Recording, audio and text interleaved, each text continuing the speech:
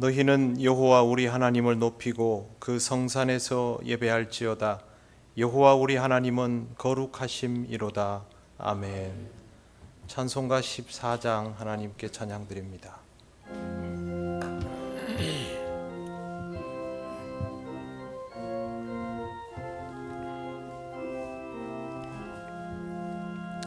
주 우리 하나님 하늘에 계시니 온천한 만민 주 앞에 찬송하네. 이 천지 만물도 주 앞에 엎드려 그 거룩하신 이름을 늘 높이네. 주 언약하신 것 끝까지 지키니 저 하늘나라 향하여 곧 가리라. 주 얼굴 배울 때 내 맘이 기쁘고 영원히 주의 영광을 찬양하리. 왕의 왕 되신 주 하늘에 계시니 이 세상 죄악 이기신 구주 예수. 저 천군 천사들 주ông 위하고서 무성도 함께 영원히 늘 섬기네. 성삼위일체께 승리한 무리들 다 기쁜 소리 높여서 감사드려. 창조주 하나님 내 주님 되시니 주 앞에 나도 엎드려 경배하네.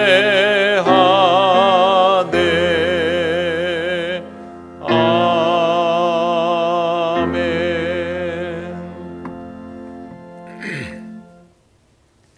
성시교독 137번입니다.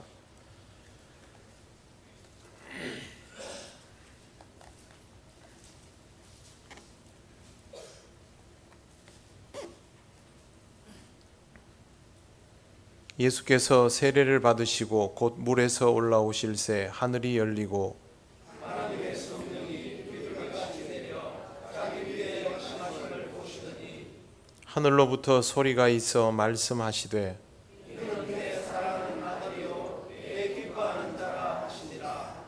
그러므로 너희는 가서 모든 민족을 제자로 삼아 아버지와 아들과 성령의 이름으로 세례를 베풀고 내가 너희에게 분부한 모든 것을 가르쳐 지키게 하라.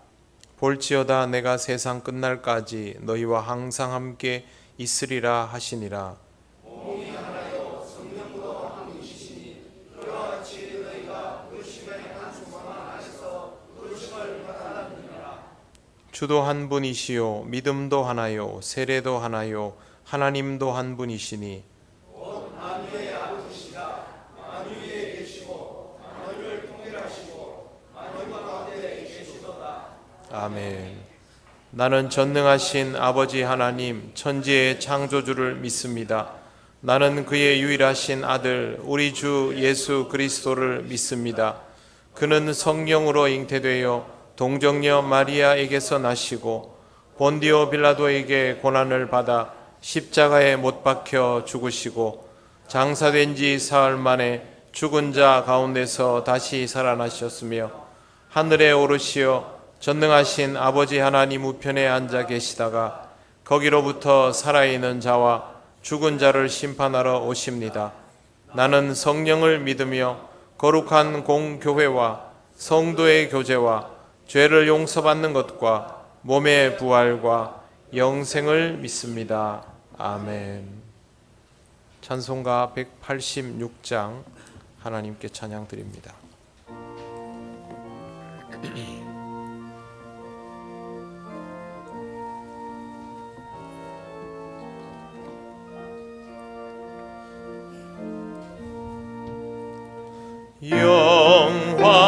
영화로우신 주 성령 나의 마음 비추사 어둠 몰아내시고 밝게 하여 주소서. 전능하신 주 성령 성결하게 하시고 나의 마음을 살피사 죄를 멸해 주소서.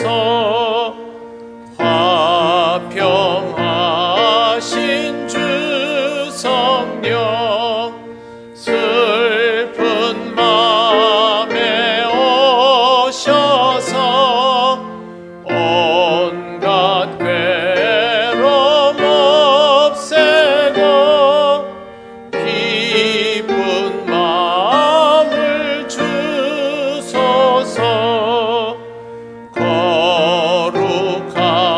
거룩하신 주 성령 나의 맘에 계시사 망령된 일 없애고 홀로 주관하소서. 아멘.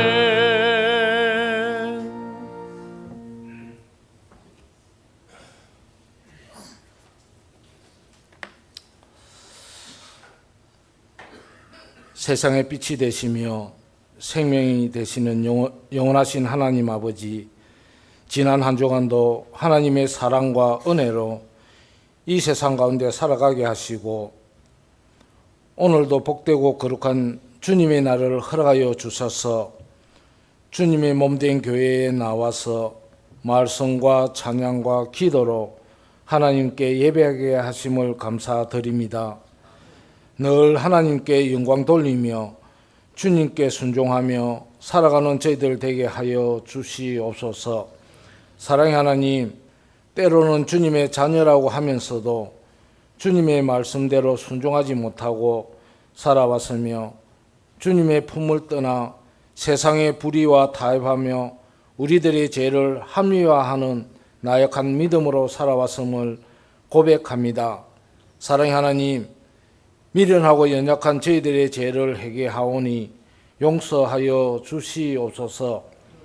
저희들 마음이 굳어진 심령들을 깨워주시며 추한 저희들의 모습들을 주님의 은혜로 말미암아 새롭게 변화되어 기쁜 마음으로 오늘 주님을 섬기며 주님 안에서 즐거워할 수 있는 저희들 되게 하여 주시옵소서.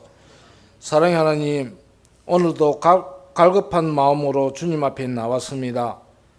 하나님의 말씀으로 이 자리 모인 모든 성도들 마음속에 단비와 같은 말씀이 되게 하여 주시며 우리의 기도를 들어 응답하여 주시옵소서. 통영교회 성도들의 가정과 믿음의 자녀들을 늘 지켜주시며 성도들의 사업장 위에도 은혜를 더하여 주셔서 물질에 어려움이 없도록 도와주시옵소서. 사랑의 하나님, 저희들의 닫혔던 마음과 입술을 열어주시고 교회와 가정에서 드리는 기도와 간구가 하나님께 상달되게 하시며 영육 간의 복을 허락하여 주셔서 놀라운 주님의 은혜를 늘 체험하는 저희들 되게 하여 주시옵소서. 사랑의 하나님, 이제 며칠 후면 6월달입니다. 6월은 국가적으로 호국의 달로 이 나라를 지키기 위하여 목숨을 바친 순국 선열의 고귀한 희생들을 생각하며 이 땅 위에 다시는 전쟁의 비극이 일어나지 않도록 하여 주시옵소서. 지금도 전쟁으로 힘겨운 삶을 살아가고 있는 나라들이 많이 있습니다. 하루빨리 전쟁이 멈추고 평화가 올 수 있도록 주님 도와주시옵소서. 오늘 주님의 날을 맞이하여 주님의 몸된 교회를 위하여 섬기며 수고하시는 성도들이 많이 있습니다.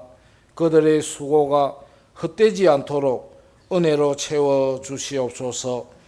이 시간 사랑하는 담임 목사님 말씀을 준비하여 단위에 세워주셨사오니 하나님 말씀 선포하실 때에 이 자리 모인 모든 성도들 큰 은혜 받는 귀한 시간이 되게 하옵소서.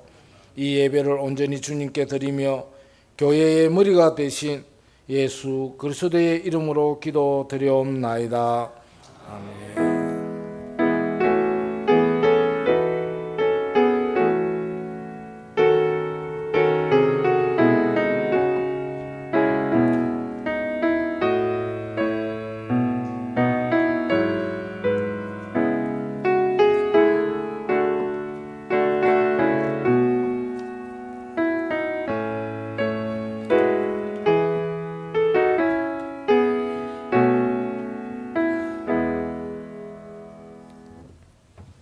하나님 말씀 사도행전 2장 37절에서 42절입니다. 이 말씀은 신약 성경 190쪽에 있습니다.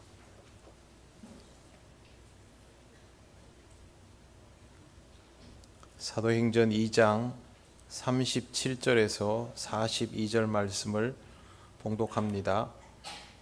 그들이 이 말을 듣고 마음에 찔려 베드로와 다른 사도들에게 물어 이르되 형제들아 우리가 어찌할꼬 하거늘 베드로가 이르되 너희가 회개하여 각각 예수 그리스도의 이름으로 세례를 받고 죄 사함을 받으라. 그리하면 성령의 선물을 받으리니 이 약속은 너희와 너희 자녀와 모든 먼데 사람 곧 주 우리 하나님이 얼마든지 부르시는 자들에게 하신 것이라 하고 또 여러 말로 확증하며 권하여 이르되 너희가 이 패역한 세대에서 구원을 받으라 하니 그 말을 받은 사람들은 세례를 받음에 이날의 신도의 수가 3,000이나 더하더라. 그들이 사도의 가르침을 받아 서로 교제하고 떡을 떼며 오로지 기도하기를 힘쓰니라. 아멘. 기도드리겠습니다.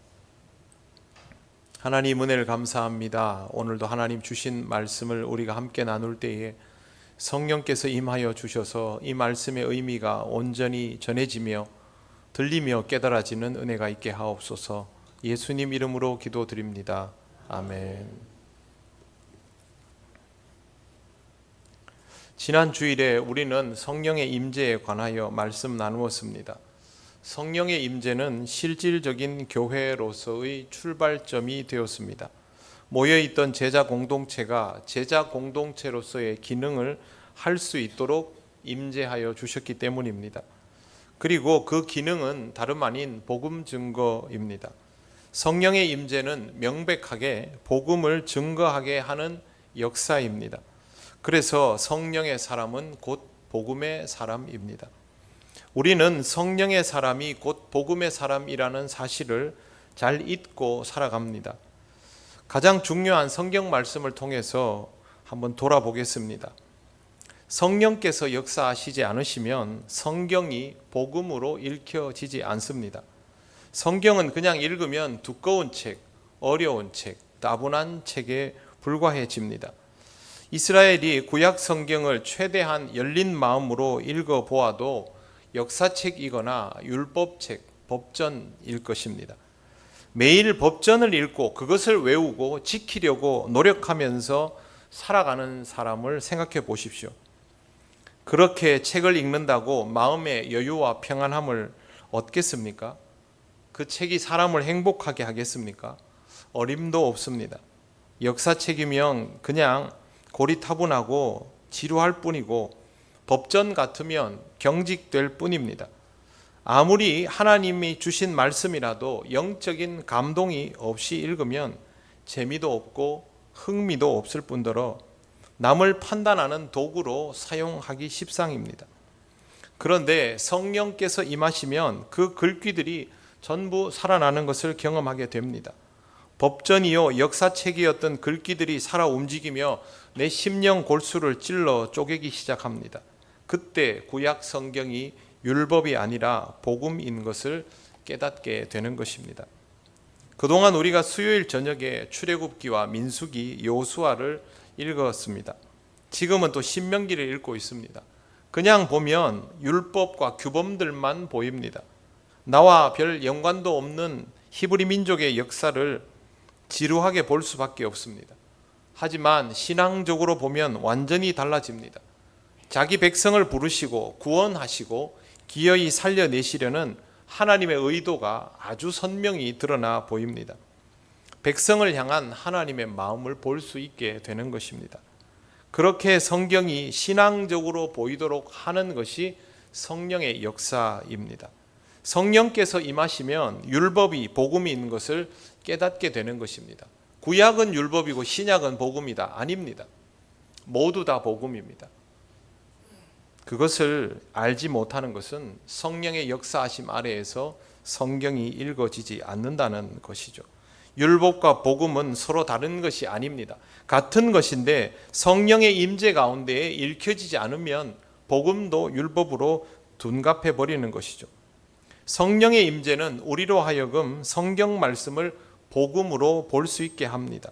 신약 성경은 예수께서 하신 말씀이니까 당연히 복음 아닙니까? 그렇지 않습니다. 성령이 임하시지 않으면 신약 성경 말씀도 율법으로 둔갑해 버립니다. 예수님께서 마르다와 마리아를 만난 장면을 여러분 아실 겁니다. 예수님께서 밥을 차려주고 정성을 다하는 마르다를 두둔해 주시지 않고 마리아를 두둔하는 느낌을 받습니다.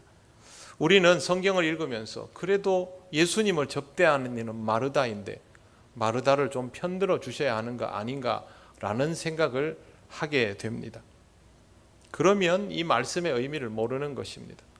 이 말씀을 복음으로 보지 못하는 것이죠.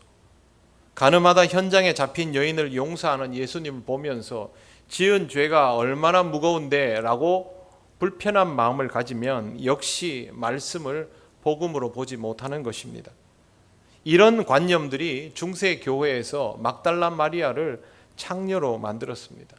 은밀한 중에 골방에서 기도하라고 해도 사람들 앞에서 큰 소리로 기도하는 것을 선호하게 되었습니다. 좁은 문으로 들어가라고 해도 좁은 문은 피하고 원수를 사랑하라는 말은 서로 불편하고 못 지킬 것 같으니까 아예 교회에서는 실종시켜 버렸습니다. 지키려 하니까 지키기는 힘들고 그러니 피하려 하는 것이죠. 성경 말씀을 율법으로 보는 것입니다. 성령의 임재는 그렇지 않습니다. 모든 것 속에서 주님의 마음을 보게 하여서 모든 것을 복음으로 읽게 만듭니다. 뿐만 아니라 사람도 복음적인 안목으로 보게 만듭니다. 그리고 어떤 상황에서도 복음적인 메시지를 발견하게 합니다. 성공 속에서도 주의 말씀이 들려 겸손하게 하고 실패 가운데에서도 주의 말씀이 들려 실족하지 않게 만듭니다. 그야말로 복음적인 사람이 되는 것입니다. 이런 이유로 성령의 사람은 곧 복음의 사람입니다. 우리는 먼저 우리 자신이 복음의 사람인가 아닌가를 확인하여야 하고 그것을 통하여 성령의 임재 가운데에 살아가고 있는가 아닌가를 확인해야만 합니다. 성령의 사람은 내가 그냥 성령의 사람으로 살고 싶다라고 해서 사라지는 것이 아닙니다. 성령님은 도구가 아닙니다. 우리 마음대로 소환할 수 있는 대상이 아닙니다. 성령께서 임재하여 주시고 그렇게 살도록 이끌어 주셔야 영적인 감동을 주셔야 그렇게 사라지는 것입니다. 그러면 우리는 여기에서 한 가지를 더 생각해야 합니다. 성령의 임재가 왜 우리를 복음적인 사람으로 만드는가 하는 것입니다. 먼저 우리는 성령의 임재를 통하여 많은 혜택을 누립니다. 세상이 주는 것과 같은 다른 평안을 경험하고 세상이 줄 수 없는 위로를 경험합니다. 지옥 같은 상황 속에서도 평정심을 잃지 않게 되고 빠져나올 길 없는 암흑 같은 현실 속에서도 한 줄기 빛을 경험하게 됩니다. 이것이 성령님의 위력입니다. 뿐만 아니라 마땅히 빌 바를 알지 못하여 있을 때에도 말할 수 없는 탄식으로 우리를 위하여 친히 간구하시는 성령님의 은혜를 경험하게 됩니다. 나는 그냥 절망하고 있을 뿐인데, 내가 가지고 있는 믿음도 너무 초라한데, 그러나 그 작은 믿음 위에 역사하셔서 나를 위하여 간구하여 주실 뿐만 아니라 나를 쉴만한 물가로 인도해 주시는 이도 성령님입니다. 그런데 이것이 전부가 아닙니다. 또한 이것은 성령 임재의 본질이 아닙니다. 우리가 이 부분에서 아주 주의해야 될 것이 있습니다. 성령의 임재가 이루어지면서 이와 같은 경험을 하게 되지만 성령의 임재는 이런 경험 자체를 위하여 이루어지는 것이 아닙니다. 성령의 임재는 우리를 사용하기 위하여 이루어지는 사건입니다. 이게 정말 중요한 부분입니다. 자꾸 이 부분을 놓칩니다. 사도행전 8장을 찾으시겠습니다.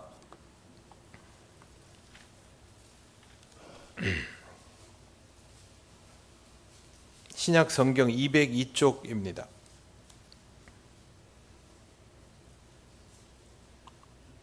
사도행전 8장 15절 16절을 합독하겠습니다. 주께서 이르시되 가라, 이 사람은 내 이름을 이방인과 임금들과 잘못 읽었어요. 9장이네요. 200쪽인데 왜 갑자기 202쪽이 나오나 했습니다. 자, 8장 15절 16절 읽겠습니다. 그들이 내려가서 그들을 위하여 성령 받기를 기도하니 이는 아직 한 사람에게도 성령 내리신 일이 없고 오직 주 예수의 이름으로 세례만 받을 뿐이더라. 아멘. 그리고 17절을 보면 이에 두 사도가 그들에게 안수함에 성령을 받는지라 라고 되어 있습니다. 세례 받는 것과 성령 받는 것이 구별되어 있음을 봅니다. 이제 넘겨서 사도행전 10장을 보시겠습니다.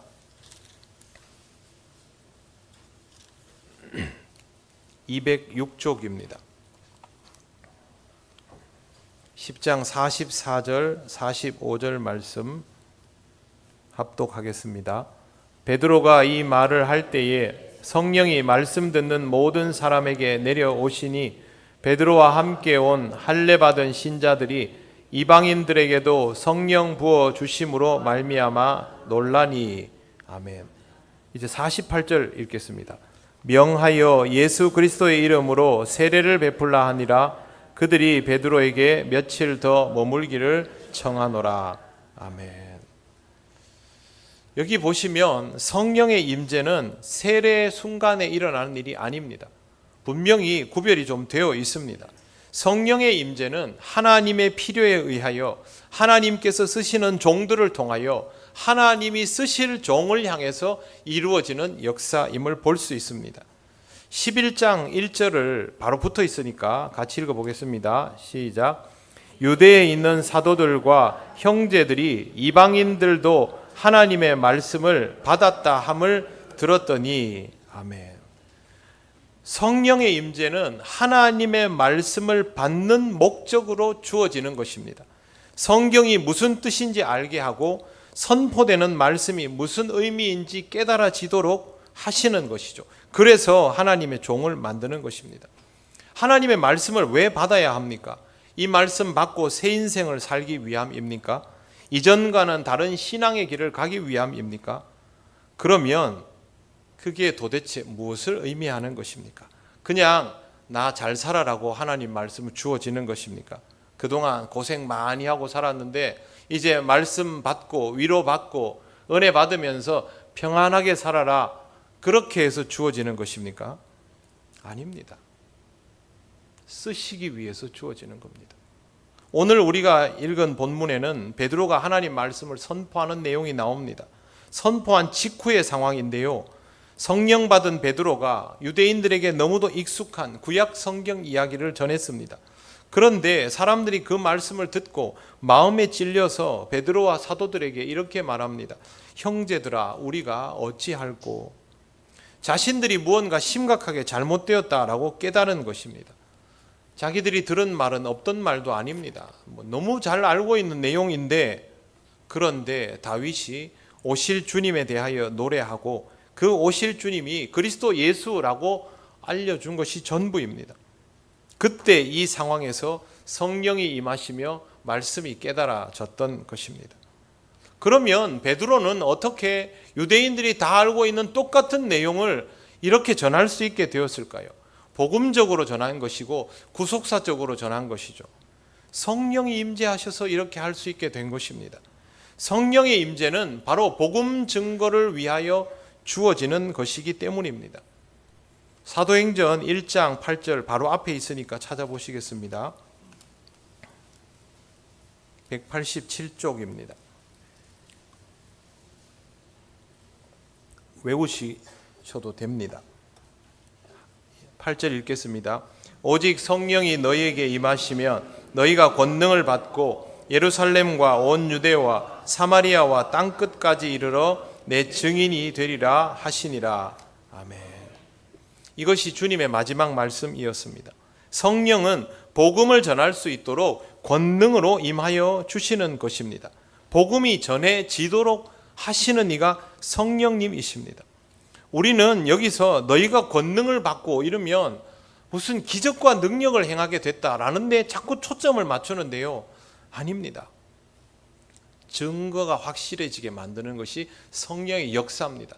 내가 가지고 있는 증거가 명백하다고 깨닫게 만드는 역사, 그리고 그것을 전달할 수 있는 증인이 되도록 만드는 역사입니다.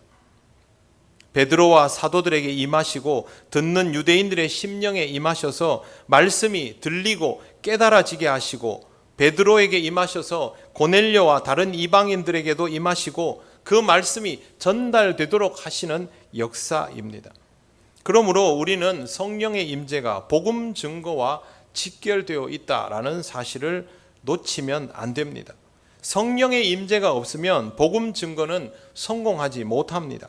내가 아무리 공부를 하고 노력을 해도 상대방이 마음을 열지 않으면 허사가 아닙니까? 내가 노력한 것도 성경을 그저 정보로 생각해 버리면 이 또한 허사가 아닙니까? 나의 노력이 성경을 정보로 생각하면 내가 아무리 똑똑해도요 전달 안 됩니다. 그러니 성령의 임재가 반드시 필요합니다.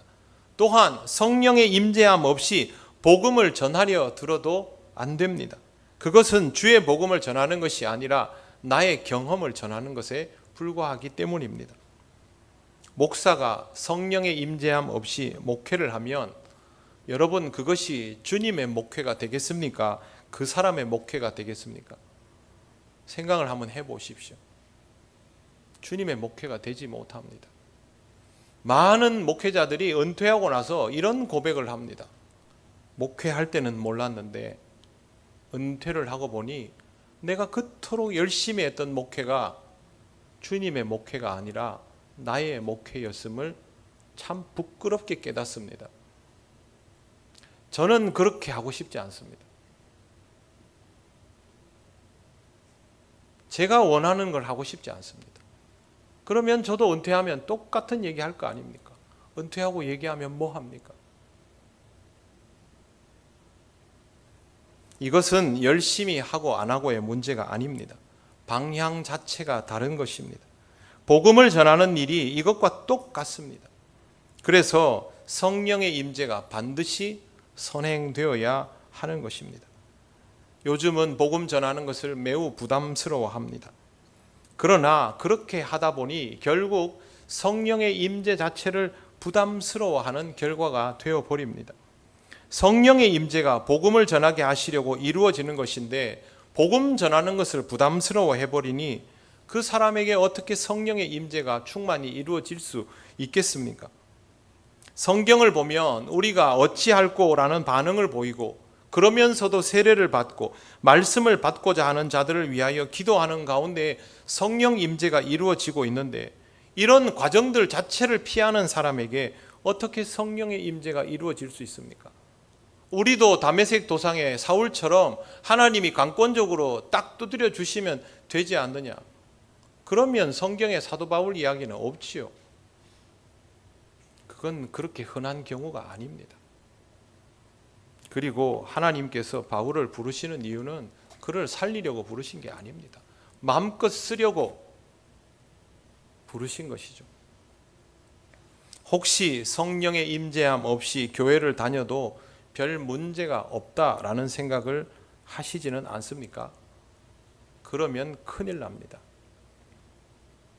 그것은 사랑하지 않아도 결혼해서 평생 살아가는데 큰 문제가 없다라고 하는 것과 똑같습니다. 만약 사랑하지 않아도 결혼해서 평생 사는데 큰 문제가 없다고 생각하는 사람은 정말 이기적인 사람입니다. 상대방을 인격적으로 전혀 생각하지 않는 것입니다. 그 사람에게 있어서 배우자는 도구나 가구 정도일 것입니다. 주님께서 여러분을 그런 식으로 대하면 여러분 만족하시겠습니까? 주님과의 관계가 그런 식이면 뭐가 되겠습니까? 주님, 나 같은 건 사랑하지 않으셔도 됩니다. 천국만 보내주세요. 주께서 어떻게 그런 사람을 천국 백성으로 받아들이시겠습니까? 하나님은 사랑이십니다. 그래서 우리를 구원하시지 않습니까? 그러면 영으로 임하여 주시는 하나님의 마음을 헤아리려 해야 하고 그를 위해서 성령님을 사모하는 마음이 있어야 합니다. 세례를 받는 것과 성령의 임재가 구별되어 있다라고 말씀을 드렸습니다. 그런데 영적으로 더 깊이 들어가면 구별되어 있지 않습니다. 하나님을 향한 모든 것이 진심인 그 순간부터 이미 성령의 역사를 통하여 모든 일이 연동되어 이루어지기 때문입니다. 결혼과 사랑은 엄연히 다른 단어이지요. 실제로 이 둘을 다르게 생각하는 희한한 사람들도 있습니다. 그러나 상대방에 대하여 진심이라면 결혼과 사랑은 다른 단어가 아닙니다. 둘이 아니라 하나인 것이죠. 세례를 받고 성령이 임하시는 것도 성경에 보면 순서가 이렇게도 있다가 그럽니다. 그런데 이 둘은 구별된 사건이 아니라 진심이 순간부터 하나가 되어 버립니다. 그러니 성령의 임재함 없이 신앙생활을 하려고 하면 안 됩니다. 그러면 자기 부정에 빠지게 되고 신앙의 유익을 전혀 얻지 못하게 됩니다. 입장 바꿔서 한번 생각해 보십시오. 우리가 감히 하나님 될 수 없지만 하나님 입장에서 좀 생각을 해 봐야 합니다. 여러분, 복음을 전하지 않으려는 사람에게 하나님이 뭘 주셔야 할까요? 뭘 주시면 적당할까요? 나라를 지키지 않으려는 군인에게 무기를 줘야 할까요? 국민을 돌보지 않는 정치인에게 권력을 줘야 할까요? 그럴 필요가 있습니까? 그걸 쓸 마음 자체가 없는데, 복음을 전하고자 하는 마음 자체가 없는데 하나님께서 뭐하러 뭘 주시겠습니까? 그래서 복음을 전하지 않는 사람에게 성령님은 아무것도 주시지 않습니다. 하나님이 마술사 시몬에게 뭘 주셨습니까? 열심히 그토록 강했지만 하나님은 주시지 않습니다. 복음을 전하지 않을 사람에게 말씀의 신비가 깨달아지지 않습니다. 왜 나는 말씀의 신비가 깨달아지지 않을까? 성경을 읽어도 왜 감동이 없을까? 설교를 들어도 마음에 찔림이 없을까? 그런 생각이 든다면 내가 과연 말씀이 내 심령 골수를 찔러 쪼개면, 감동을 받으면, 은혜를 받으면, 찔림이 있으면 그 다음에 뭘 할 건가를 생각을 해보십시오. 할 마음이 없으면 그게 필요하지 않다는 거 스스로 하나님께 말하고 있는 거 아닙니까? 내가 하나님으로부터 은혜를 받아도 아무것도 할 생각이 없다면 그건 하나님께 아무것도 필요하지 않습니다라고 선포하는 것과 똑같습니다. 그러면 하나님은 영으로 임하여 주시지 않습니다. 필요 없다고 했지 않습니까? 베드로와 사도들은 성령의 임재를 경험한 이후에 복음을 전했습니다. 그냥 예수 믿으라고 하지 않고 복음의 내용을 전했습니다. 그런데 평소 같으면 미친 듯이 흥분하면서 시비를 걸고 달려들 유대인 동포들이 그렇게 하지 않고 마음에 찔려서 어쩔 줄을 몰라 했습니다. 그래서 그들을 향하여 베드로가 이런 말을 합니다. 2장 38절을 보십시오. 같이 읽겠습니다. 베드로가 이르되 너희가 회개하여 각각 예수 그리스도의 이름으로 세례를 받고 죄 사함을 받으라. 그리하면 성령의 선물을 받으리니. 아멘. 성령께서 먼저 그들의 마음을 움직였습니다. 베드로의 마음은 이미 성령에 의해서 움직여진 상태이고요. 베드로가 이제 선포를 하고 회개하고 세례를 받으라 하며 성령을 선물 받을 것이라는 말까지 전하고 있습니다. 그 말은 이 사람들을 통하여 복음이 다시 확장될 것이다 라는 뜻입니다. 그런데 오늘 본문 이후에 이 사람들이 성령 받았다라는 기사는 따로 없습니다. 대신에 이런 기록이 있습니다. 41절 보십시오. 같이 읽겠습니다. 그 말을 받은 사람들은 세례를 받음에 이날에 신도의 수가 3,000이나 더하더라. 아멘. 신도수가 3,000이라는 말은 엄청난 것이죠. 이쯤 되면 다 된 거 아닙니까?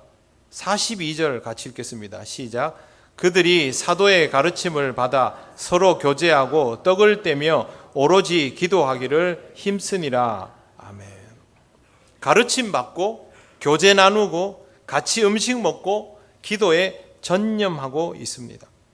여러분, 이렇게 하면 어떤 일이 일어날까요? 성령이 임하십니다. 처음에 성령 임재 사건이 이루어졌을 때 이와 같은 방식으로 있었습니다. 모였고요, 전심으로 기도했습니다.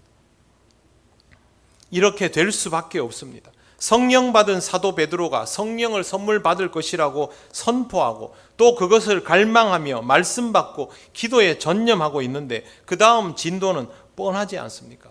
그래서 43절 이하에 세상의 모든 교회가 열망하는 이상적인 교회의 모습이 기록되어 있습니다.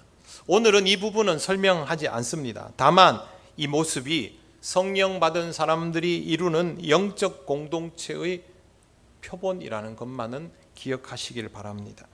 이제 47절을 보시겠습니다. 같이 읽겠습니다. 시작. 하나님을 찬미하며 또 온 백성에게 칭송을 받으니 주께서 구원받는 사람을 날마다 더하게 하시니라. 아멘. 무슨 일이 일어나고 있습니까? 성령의 임재가 그들 가운데 이루어지면서 그들을 통하여 구원받는 사람들이 날마다 더하게 되었다라고 기록하고 있습니다. 그런데 성경에 이렇게 되어 있죠. 온 백성에게 칭송을 받으니. 어떻게 하면 온 백성에게 칭송을 받을까요? 박해를 하려던 사람들이 칭송을 한다는 것은 이 사람들이 가지고 있었던 영향력이 그만큼 선하고 좋았다는 겁니다. 그냥 자기들끼리 좋았던 게 아니고 다른 사람들이 보기에 좋았던 겁니다. 부럽고 따라하고 유익이 되었다는 것이죠.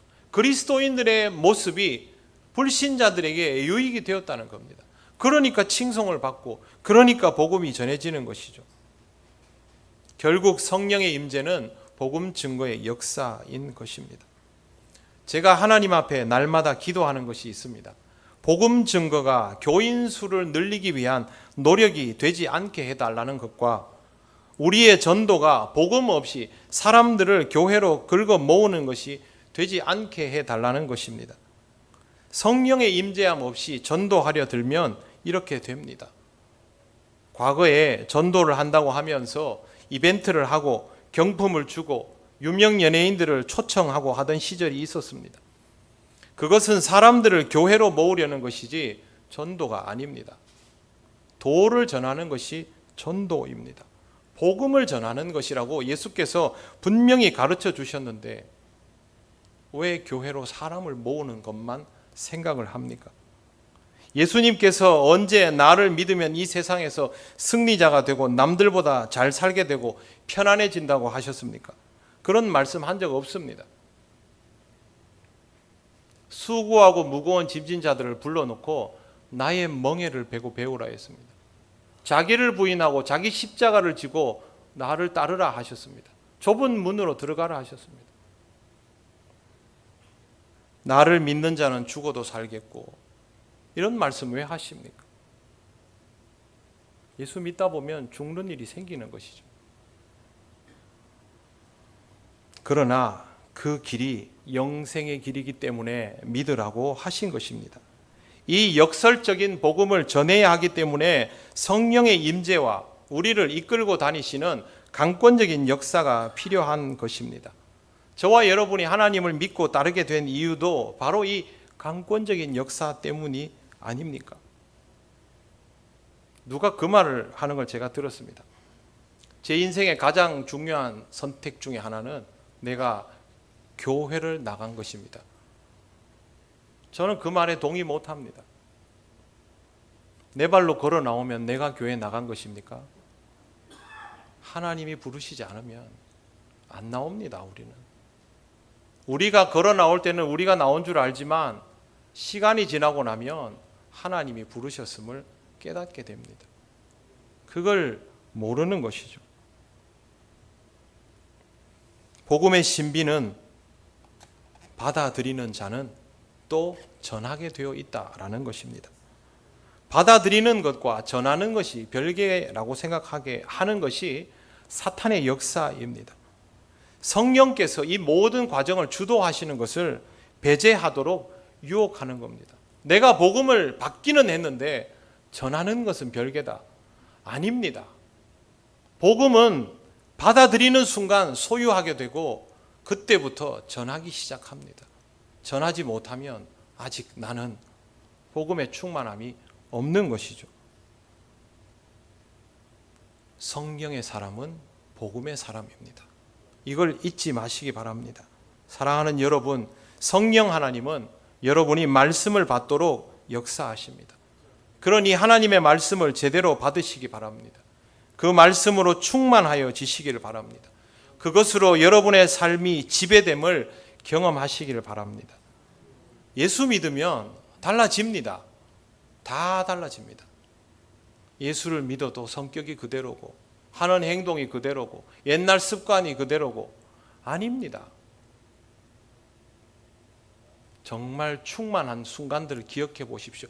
여러분이 은혜 받았을 때, 복음으로 충만했을 때, 하나님 만나는 기쁨과 감격으로 하루하루를 살 때 여러분이 예전 모습대로 했습니까? 아닙니다. 그 은혜가 떨어질 때, 말씀이 중심되어 있지 않을 때, 하나님에 대한 기쁨과 감격을 잃어갈 때, 그때 옛날 것들이 다 나오는 거죠. 은혜 받으면 그렇게 안 합니다. 우리는 이 두 개의 경험들 전부 가지고 있습니다. 그러니 복음의 위력을 모른다 할 수도 없지요. 복음은 위력적입니다. 우리를 바꾸어 줍니다. 여러분의 생활 속에서 복음이 주는 놀라운 변화들을 직접 체험하시기를 바랍니다. 그 복음으로 인하여 누리는 평안함을 발견하시기를 바랍니다. 옛날 같으면 견디지 못할 일을 견디고 옛날 같으면 있을 수 없는 것을 할 수 있게 되는 나 자신을 발견해야만 합니다. 그리고 여러분의 마음에 사랑이 가득하게 되는 것을 경험하시기를 바랍니다. 그때 성령께서 우리로 하여금 우리가 성령의 사람인 것을 깨닫게 하십니다. 사랑하는 여러분, 복음은 전해야 한다가 아니라 전하게 될 것이다 입니다. 내 마음대로 하는 거 아닙니다. 성령께서 내게 영적인 부담을 주시고 마음을 그렇게 움직이시면 전하게 되어 있습니다. 42절 말씀 같이 다시 한번 읽어보겠습니다. 시작. 그들이 사도의 가르침을 받아 서로 교제하고 떡을 떼며 오로지 기도하기를 힘쓰니라. 아멘. 앞으로 우리는 이 과정에 더 집중할 것입니다. 그러면 성령께서 임하여 주시고 우리는 복음 증거자로 살아가게 될 것입니다. 과정을 뒤집지 마십시오. 내가 하는 거 아닙니다. 나는 성령께서 마음대로 하시도록 열어두는 것밖에 없습니다. 성령이 하셔야 사고를 안 치지 우리가 하면 사고 칩니다. 하다가 멈춥니다. 돌아섭니다. 성령께서 하시도록 우리는 모이고 교제하고 즐겁게 함께 나눈 식사하고 모이기를 기뻐하십시오. 그리고 기도해야 됩니다. 신앙이 있는데 기도를 안 하면 어떡하자는 겁니까? 예수를 믿으면서 기도를 안 하면 뭘 가지고 하겠다는 겁니까? 생활 자체를 바꿔야만 합니다. 의지로 하나님께 나서지 마십시오. 하나님께 반역하는 것이 됩니다. 성령이 이끄시는 대로 나아갈 수 있도록 사도 바울처럼 자신을 쳐서 복종케 하는 삶을 우리가 함께 살아가야 함을 기억하시기를 바랍니다. 제가 마지막으로 누가복음 4장 18절 말씀을 읽어드리겠습니다. 천천히 들으시기 바랍니다. 주의 성령이 내게 임하셨으니 이는 가난한 자에게 복음을 전하게 하시려고 내게 기름을 부으시고 나를 보내사 주의 은혜의 해를 전파하게 하려 하심이라. 그래서 성령의 사람이 복음의 사람입니다. 이를 꼭 기억하고 복음의 사람으로 살아가시기 바랍니다. 기도드리겠습니다. 하나님 은혜를 감사합니다.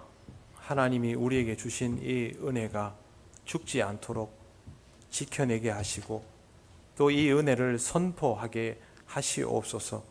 하나님, 복음을 통하여 우리가 살아있음에 복음을 전할 수 있는 기쁨이 충만하기를 원합니다. 성령께서 우리를 인도하여 주옵소서. 예수님 이름으로 기도드립니다. 아멘. 찬송가 195장 찬양하시며 봉헌하시겠습니다.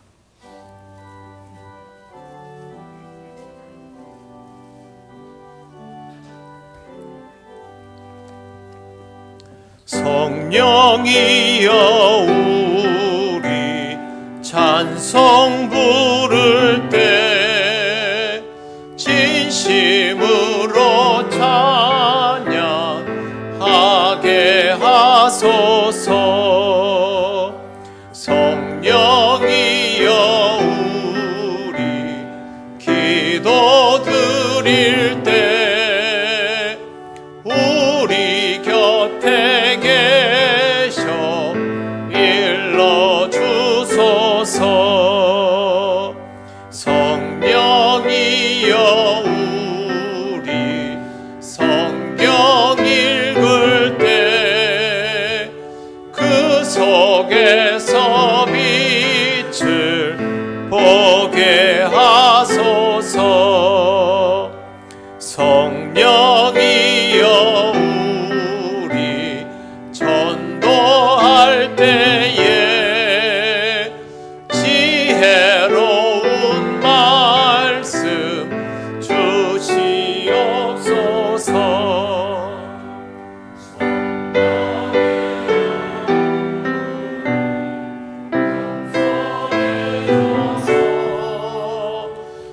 우리 주와 같이 되게 하소서. 아멘. 하나님 아버지, 크신 은혜를 감사합니다. 믿음으로 살게 하시니 감사합니다. 이 시간 정성을 다하여 예물을 드립니다. 언제나 하나님 앞에 기쁘게 봉헌하는 믿음이 지켜지도록 성령께서 인도하여 주옵소서. 하나님, 이 예물은 하나님 나라와 영광을 위하여 쓰이게 하시옵소서.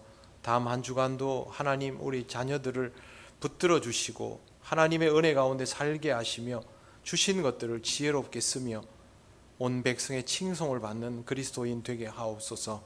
예수님 이름으로 기도드립니다. 아멘.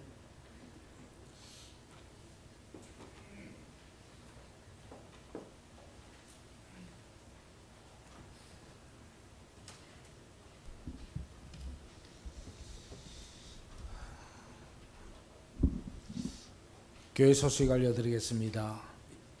예배에 오신 모든 분들 환영합니다. 처음 오신 분은 새가족부의 안내를 받으시기 바랍니다. 예배, 오늘은 삼위일체 주일입니다.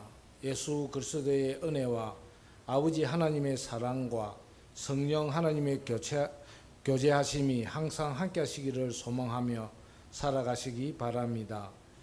두 번째, 전교인 연합 구역 예배가 이번 주 금요일 31일 저녁 7시 30분 본당에서 있습니다.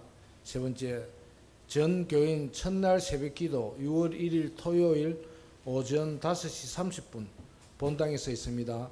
기도는 우리 백동선 권사님께서 준비해 주시기 바랍니다. 모임 2, 4분기 장학회가 오늘 2부 예배 후에 본당에서 있습니다. 두 번째, 구역장 건찰 모임은 오늘 오후 1시 제1교육관에서 있습니다. 세 번째, 리더 모임 오늘 오후 예배 후에 본당에서 있습니다. 네 번째, 행복한 전도대 모임이 수요 예배 후에 본당에서 있겠습니다. 안내, 장학금 지급 지난 18일 우리 통영시 간에 5개 고등학교 학생과의 만남이 있었습니다. 장학금 전달 및 점심 식사를 통해서 소통하여 하나님의 뜻과 성도들의 마음을 전달했는데요. 우리 목사님하고 우리 교육부 장로님 이명렬 장로님께서 이렇게 같이 했습니다. 그 학생들한테 이렇게 우리 목사님께서 축복기도 해주시고 또 장례도 묻고 이렇게 또 식사도 하고 진짜 저희 교회에서는 좋은 전통을 계속 이어가고 있습니다. 선배님들이 이렇게 해오셨던 그 전통을 이렇게 오랫동안 저희들이 했으면 좋겠다는 바람입니다. 예, 효도관광. 제가 오늘 이 광고를 하려고 썼는데요. 제가 깜짝 놀랐습니다. 울산 대공원 장미 꽃들을 저희 교회에 이렇게 옮겨놓은 것 같이 흑장미, 백장미 이렇게 막 있는 것 같아요. 얼굴들이 너무 하나 이렇게 됐는데요. 이를 위해서 협찬해 주신 우리 여러분들이 있습니다. 관광버스로 또 이렇게 배지밀로 또 떡으로 또 협찬으로 또 그날 섬기는 분들 이래서 저희들이 잘 다녀왔습니다. 예, 한 가지 전하겠습니다. 오늘 이 시간에 중고등부 학생들은 야외 예배를 드리고 있습니다.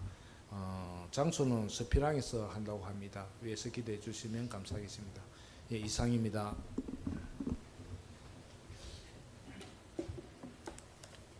네, 여러분들이 관심 가져주셔서 하나님을 알지 못하는 우리 아이들에게 교회 여기 와서 사진도 찍었습니다.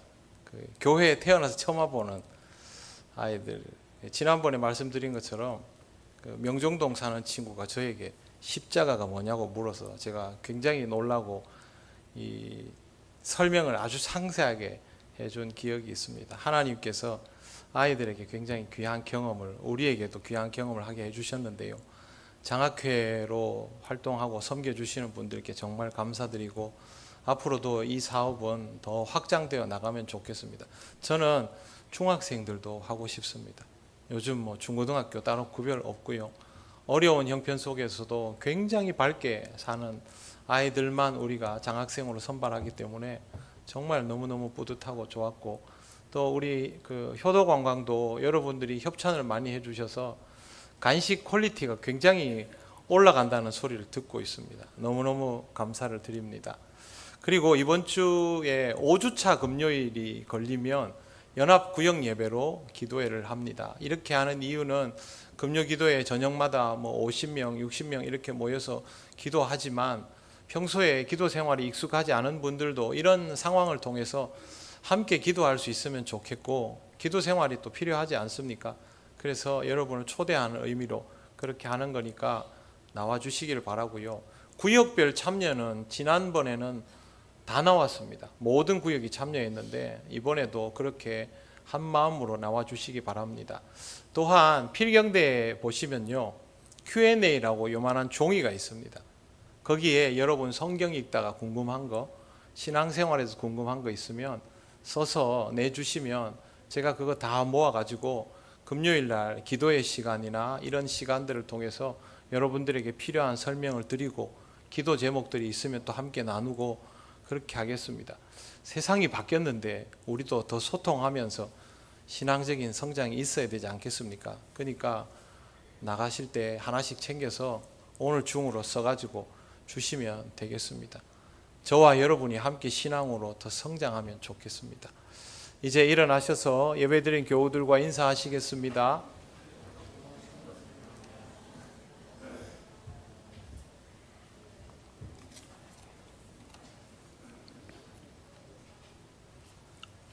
찬송가 635장 주기도문 찬양 드립니다.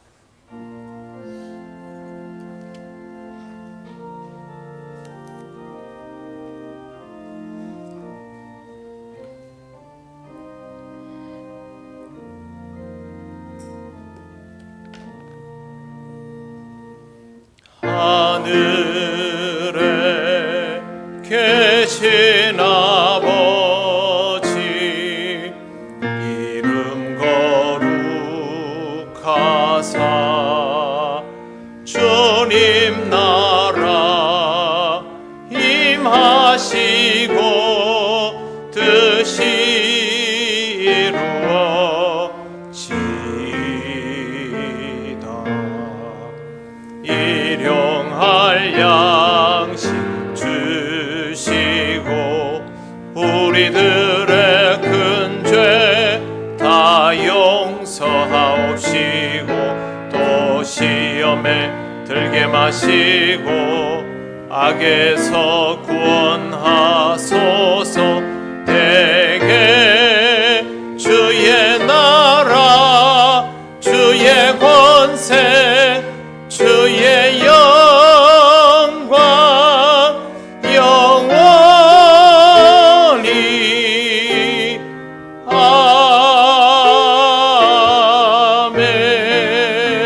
아멘. 우리 주 예수 그리스도의 크신 은혜와 하나님 아버지의 놀라우신 사랑과 성령님의 교통하시고 인도하여 주심이 주의 복음을 전하기 위하여 성령의 임재 가운데서 기쁨으로 살아가기를 원하는 이 시간 예배하는 권속들 위에 영원토록 함께 하시기를 간절히 축원하옵나이다. 아멘.